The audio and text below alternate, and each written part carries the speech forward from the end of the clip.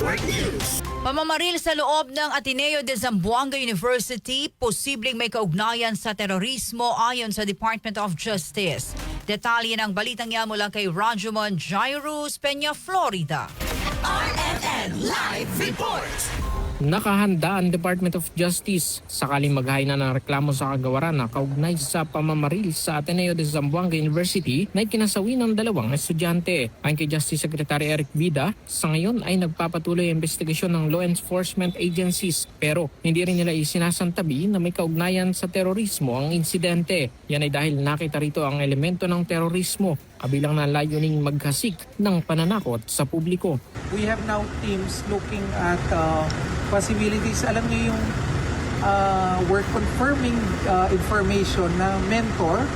Alam niyo yung mini-mentor yung mga bata na may nag-e-engage sa kanila. Tinetext sila tapos parang meron silang kinoconsult na okay ba itong ginawa ko? Ano ba itong gagawin ko? So we're pursuing those aspects, no? But the details, I can only give you generalities kasi ongoing yung actions ng law enforcement agencies natin. On the aspect of it being a terrorist act, definitely, nakikita naman, because the purpose of terrorism is to sow fear, di ba?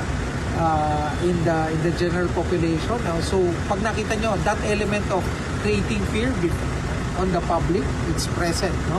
Samantala, nanawagan naman ng kalihim sa mga magulang na bandayang mabuti ang mga anak lalo na sa mga ginagawa at pinapanood online. Malaga niya makausap na magulang ang kanilang anak upang magabayan ng mga ito. Habang may panawagan din siya sa publiko na wag nang ipakalat ang mga marahas na video kaugnay sa insidente dahil posibleng gayahin pa ito ng ibang kabataan.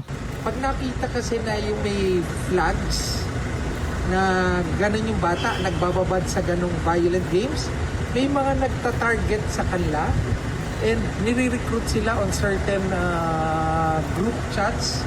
Tapos yun na nagsisimula. So, pero heavy na ang mga law enforcement agencies natin on this. We're pursuing all these leads, no?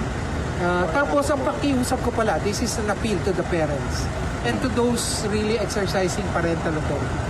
Please exercise it with the earnest, no? Tutukan natin kung anong ginagawa ng mga bata natin. Let's engage. Kausapin natin sila. Kasama mo sa DCXL Carmen Manila, Radyo Jairus Peña, Florida, Tatak Carmen.